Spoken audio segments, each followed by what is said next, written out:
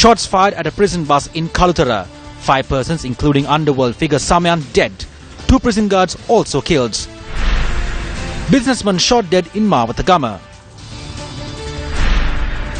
Government printer informs Presidential Commission that January 2015 Gazette notification on bond issuances was only sent for printing on the 22nd of December last year.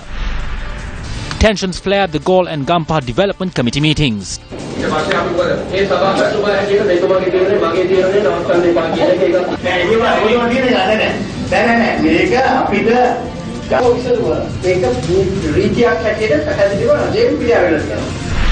Moonlight wins Best Picture at the Oscars after a chaotic error involving wrong envelopes. Moonlight. Hello there, very good evening and welcome to your Primetime News Bulletin. I'm Shane Silva. And I'm Bernadine Jai Singh. Very good evening to you. Let's now take a look at your stories in detail.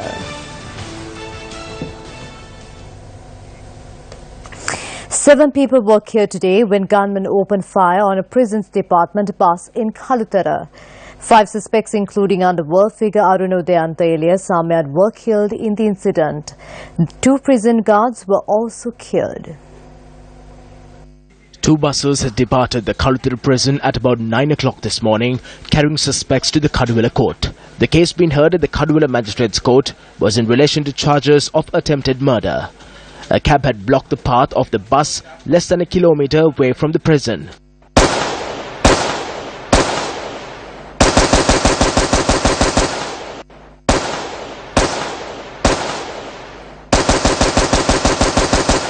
I was with my daughter in the living room when we heard the sound of firecrackers. I came out to see who was lighting the firecrackers, and then I saw the 2 prison buses. When I was about to leave the house, I saw the 2 prison buses. I closed the door halfway and watched the incident through the gap in the door. The shot was fired at that time. I ran further into the house. Another shot was fired at the window. We hid inside the house. A correspondent noted that among the group were persons wearing the uniforms of police constables and sub-inspectors. The gunmen opened fire while approaching the bus and had then entered the bus and targeted several individuals within. The police said that the gunmen had abandoned the cab at the scene and had fled in a van. This is the location where the deadly shooting that took place aboard a prison bus just not 300 meters away from the Kalutara prison.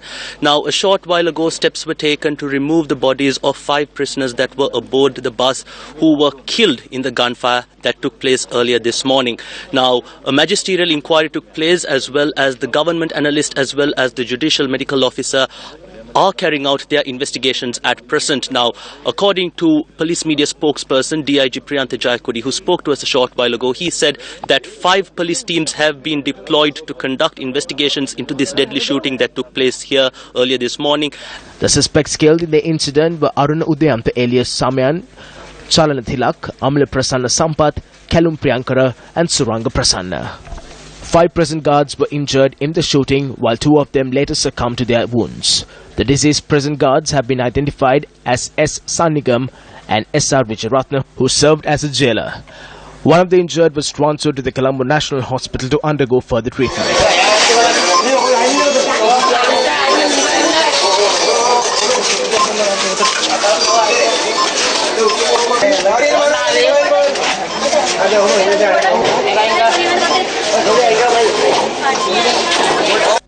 A gunman opened fire on Anurudhyanta alias Samyang at the Kaduvela court premises on the 23rd of September 2015, but he had escaped unharmed. Later, a gunman had targeted Samyang's wife near the barricaded prison, but another woman was killed in the shooting. The buddies say that the group behind the attacks on Arun Udayanta alias Samyan had been identified and that investigations are underway with special attention from the Colombo Crimes Division. 9 teams have been deployed for the investigation into the incident.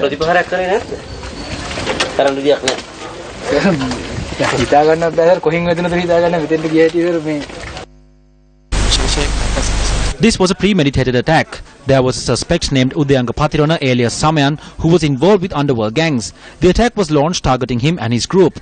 A committee has looked into this incident. Also, the police department has launched investigations in this regard. Meanwhile, the Minister of Prisons Reforms and Rehabilitation has appointed a 3-member committee to conduct investigations into the shooting.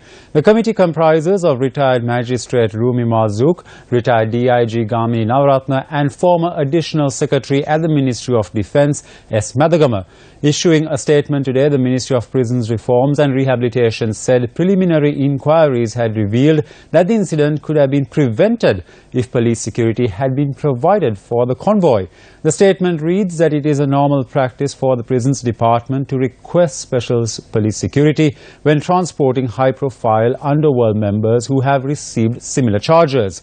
The statement claims that the police had informed the Prisons Department yesterday that additional security could not be provided due to a shortage of officers.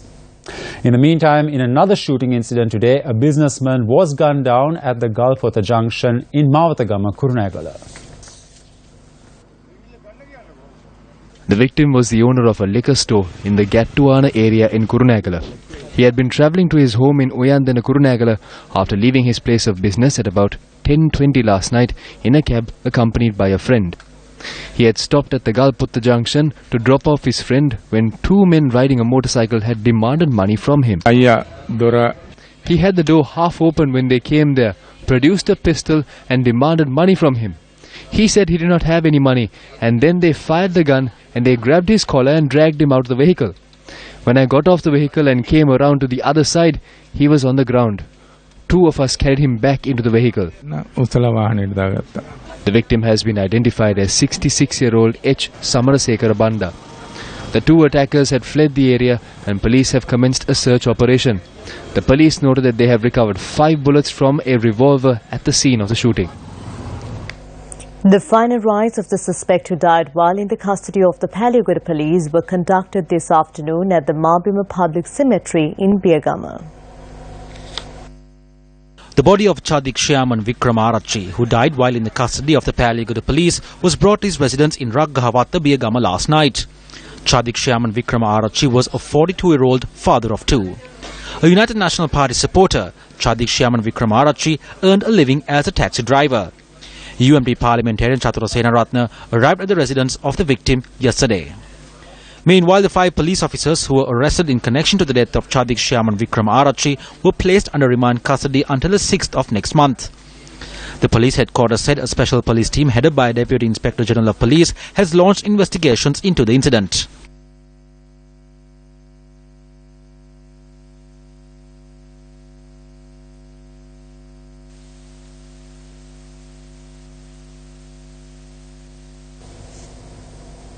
It was revealed today that a controversial Gazette notification dated the 1st of January 2015 pertaining to Treasury bond issuances by the Central Bank was sent to the government printer on the 22nd of December 2016. Testifying before the Presidential Commission of Inquiry into Bond Issuances, the acting government printer, Gangani Kalpana Dodangoda Lienage, noted that Gazette notifications on bond issuances had been published in this way since 2014.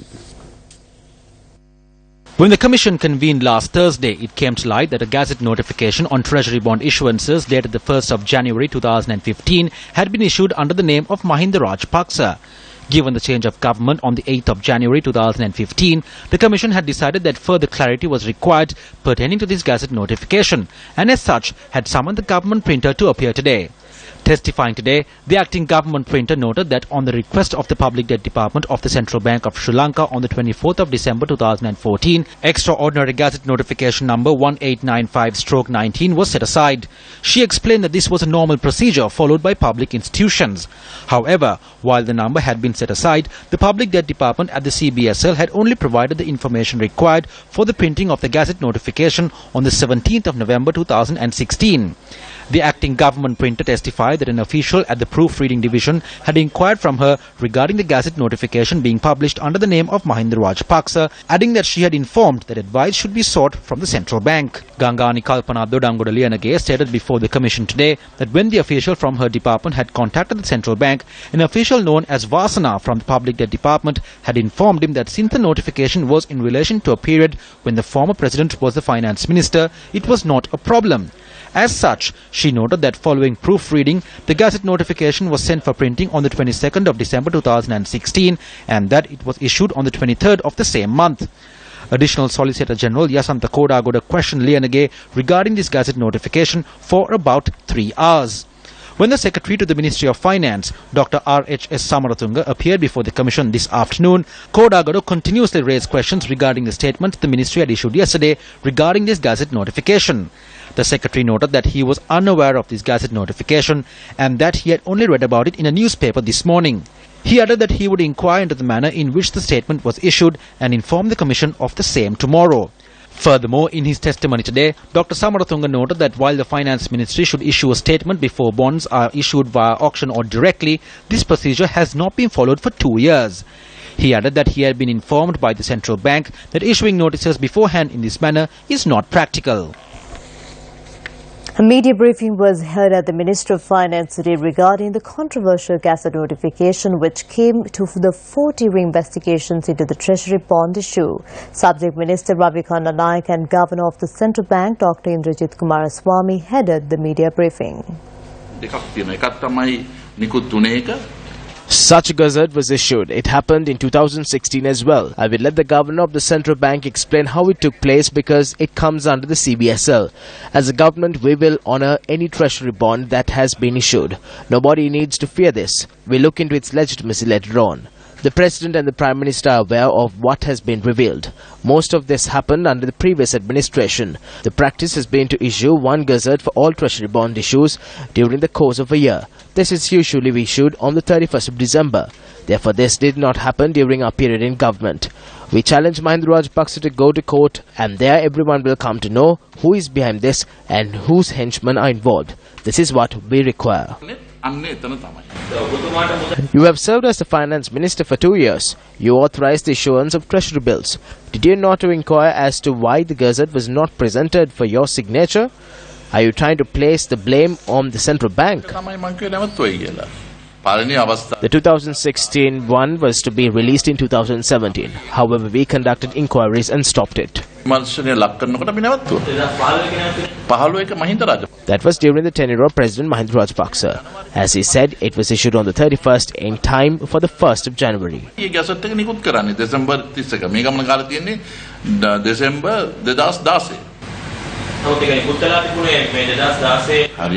were not in power on the 1st of January. It was Mahinda Rajapaksa. That is why his name is on it. The year in question, that is 2015, the number was taken out on the 1st of January from the government printer for a gazette notification. At that time, His Excellency, the former President, Mr. Rajapaksa, was the Finance Minister, so his name is in the Gazette notification. Then all the transactions were completed, but in that year, the actual Gazette was issued only in November 2016, because I think with the change of government, etc., I don't know the reason, I was not there in the central bank at the time. The actual issuing of the Gazette notification, which is normally issued in December, was delayed to November the following year. But that has happened in the past. It is not the only time that has happened. Speaking to reporters in Kandy this morning, former President Mahinda Rajapaksa responded to the Gazette notification on the bond transactions. A 3-page gazette issued by the Ministry of Finance has used my name in this theft, proving that I had taken the money. If the bonds which were bought aren't legal, as said in this gazette, then there is a massive issue concerning the people who bought these bonds, as there is no legality, accountability or safety. So I think that when this matter is brought up, these investors will take their money out of the country. There is huge belief among the people that saving their money in this process is profitable and safe. So if there is no safety, will they continue to keep their money? If they start withdrawing their money, it will be a big problem to this government. If it happens, it will be because of the Finance Minister's statement. A group of MPs from the joint opposition group visited the central bank today to meet with the governor. The group visited the central bank today to inquire from the governor regarding the failure to take action 2 years since the first controversial bond issuance had occurred. The joint opposition informed him of our vehement opposition to the issuing of gazette notifications in a manner intended to drag the blameless former President Mahinda Rajapaksa into this and claim that he was involved in this great theft. He clearly stated that these gazette notifications, that this incident does not involve Mahinda Rajapaksa in any way. The finance minister has issued statements which are not accepted by the governor of the central bank. The finance minister made an accusation yesterday that all previous issuances of treasury bonds were done in a wrong manner. This was an accusation against the entire banking system. As a result of this accusation, there are now serious questions regarding bonds issued previously as well. We call on the governor of the central bank to correct this. The governor said that he hopes to conclude this investigation in about a month.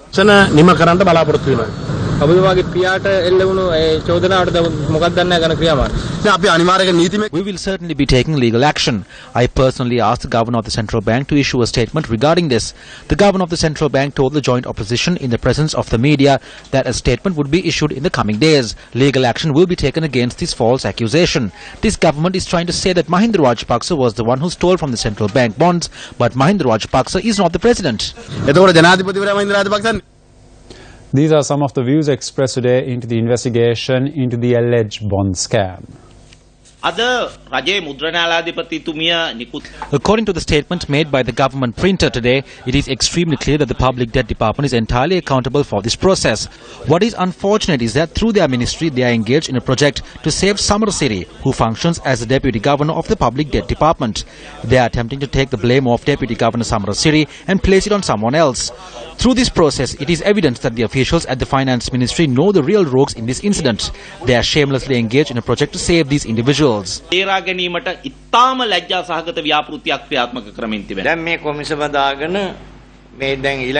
the commission has been appointed to investigate, and we must accept the answer that is given next. The country must accept it. No one from COPE has been summoned to give evidence as yet. Testimony is still being heard from the governor of the central bank. Therefore, we say to the country that this investigation will be fair and COPE can have faith in this investigation. Parliament can have faith in this investigation. If at the very least, the two chairmen of the two COPE committees which investigated this are involved in the process, at least as observers.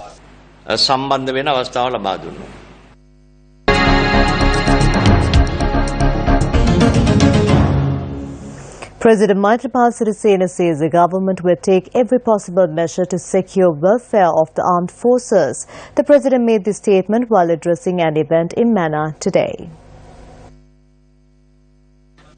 The passing out ceremony of the 1st Navy Marine Corps and the ceremony to pin badges was held at the Northwestern Navy headquarters in Mullikulam, Mannar under the auspices of President Maithripala Sirisena.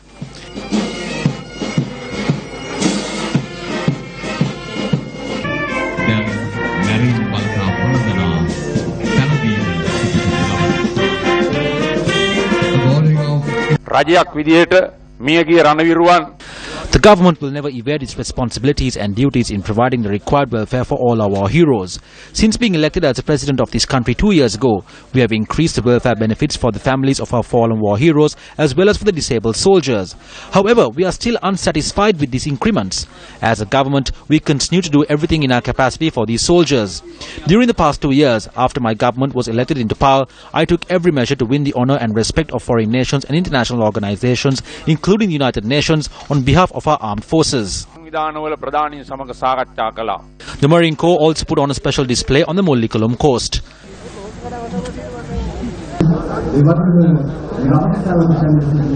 The President launched the new website of the Sri Lankan Marine Corps, and the Commander of the Navy, Vice Admiral Ravindra Vijay Gunaratne, presented a memento to the President during the event.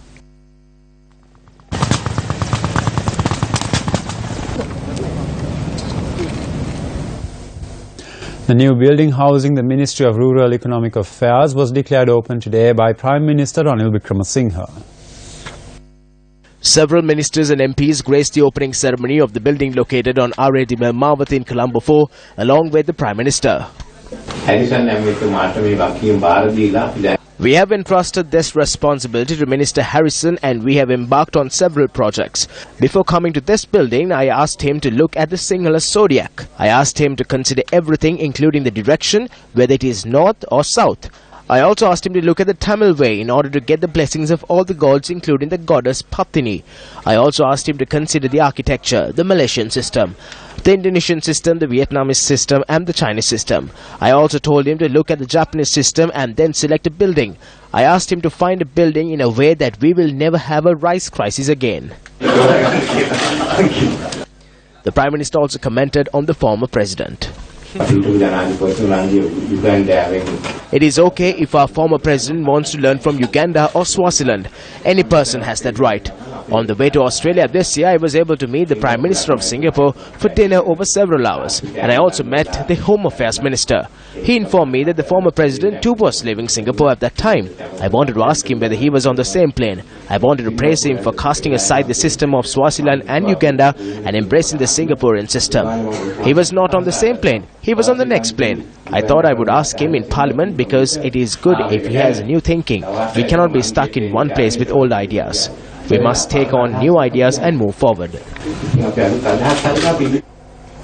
A tense situation arose at the Gaur District Development Committee meeting today regarding the construction of a teacher training institute at the Unawatana tourist zone.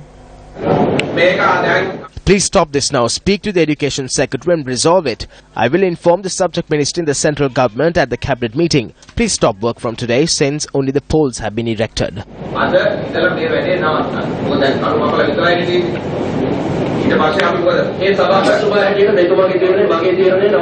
My decision is not to stop this project. I must state that this is not a tug of war.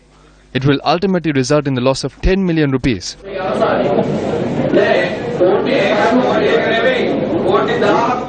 No, not $1 million, but it will result in a loss of 10 billion if this goes ahead. He has been around for years. He was the deputy speaker of the previous government, but he did not even lay a hand on this land until it was constructed. No, we had drawn plans regarding the land. The development committee has taken a decision. I have everything with me. Therefore, this is not a decision I take today. It is taken for the future.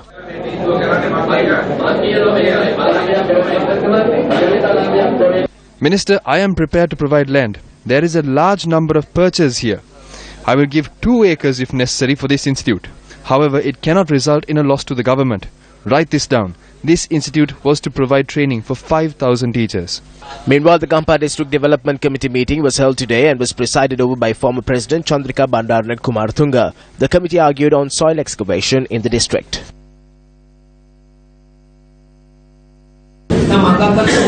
A permit is given to excavate a specified amount. It is evident to anyone if the limit is exceeded.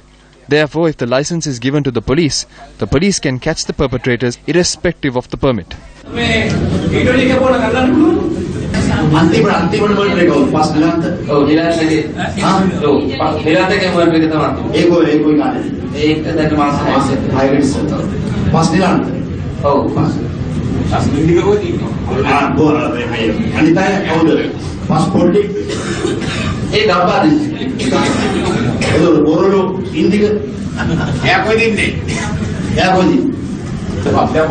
We will be handing over a report to the President requesting for an investigation to be conducted into this matter.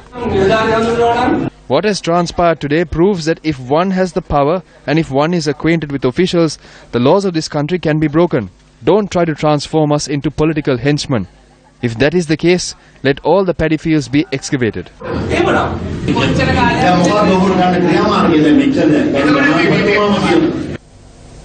The 34th regular session of the United Nations Human Rights Council commenced in Geneva today. Disregard for human rights is a disease, and it is a disease that is spreading north, south, east and west. And the Human Rights Council must be part of the cure. You can be pivotal for prevention, sounding early warning of crises. Human rights are an intrinsic part of all that we do and all that we are. And so we must speak up for human rights in an impartial way, without double standards. To those political actors who, as in the days of the League, threaten the multilateral system or intend to withdraw from parts of it, the sirens of historical experience ought to ring clear. We will not sit idly by, for we have so much to lose, so much to protect, and our rights, the rights of others, the very future of our planet, must not be thrown aside by these reckless political profiteers. A community centre to provide services for the Gotabiyapura area in Tissamaharama under the Gamin Gamata Dorindorata program was vested in the public today. The Gamin Gamata Dorindorata program is being implemented in the Hambantota district. The building, which cost 1.2 million rupees to construct, was declared open by Minister Sajid Premadasa. As you know, friends, several heads of state visited this country periodically some time back. During the previous government, when these foreign leaders made this proposal and that proposal, we agreed unconditionally, even agreeing to provide 13 plus. Even when Ban Ki-moon made proposals regarding alleged human rights violations during the war, the then leaders of the country agreed with him and said he was right. When the Indian Foreign Minister visited Sri Lanka and spoke to our Foreign Minister, it was agreed to provide 13 plus. When the former leader of this country went to India and met with the Indian Prime Minister, the 13th Amendment was discussed, and then the leaders assured not to be afraid, adding that not only the 13th Amendment but also a 13 plus amendment would be provided. Promises were made beyond the 13th Amendment. Promises were made to provide more than this as well. Having said all of this, these very people are accusing us of steering this country to a federal system of governance. An event to unveil the action plan of the National Procurement Commission was held in Colombo today. The event was held at the BMICH under the auspices of Speaker Karu Jai Surya. The first task of the Constitution is for the Commission to formulate guidelines and procedures. And it has to be done on 5 basic principles. That's in fairness and in equitable manner, giving more transparency to the processes, and then making competitive and cost-effective manner. Procurement guidelines that are existing in this country at the moment are about nearly 10 years, was developed about 10 years ago. And I think it is high time to revamp the system again by bringing in new, I think, the international best practices. There have been instances in the past where, especially when it comes to tenders, how the public money has been wasted. Because eventually this unit has a tremendous responsibility. We be the watchdogs of the people's money. We have seen in the past how some of the tenders were manipulated, how the specifications were manipulated, and how people had to go to courts to get justice. You might have a lot of obstacles, I'm sure. There are various mafias, there are various institutions that you might have to face. But I'm sure you will have the courage to do that. And finally, let me say that the Constitutional Council will back you to the hilt, and that's the only assurance I want to give. Welcome back to the news. The second phase of the lecture on Bhagavad Gita by Sunanda Ji was held at the Buddhist Cultural Center last evening. So what's so special about being a human? Why are we different from animals and plants who also have life? Only a human being, of all creatures, of all living beings, has this capacity to examine what is the purpose of human life, and what's more, every human has equal opportunity to find that truth, to find that reality. The key speaker's clear and powerful presentation of the Bhagavad Gita in contemporary thought has been acclaimed in the international arena. The lecture will conclude tomorrow. With that, we wrap up Primetime News. I'm Bernadine Jazz Singha. And I'm Shane Silvertaker, and good night.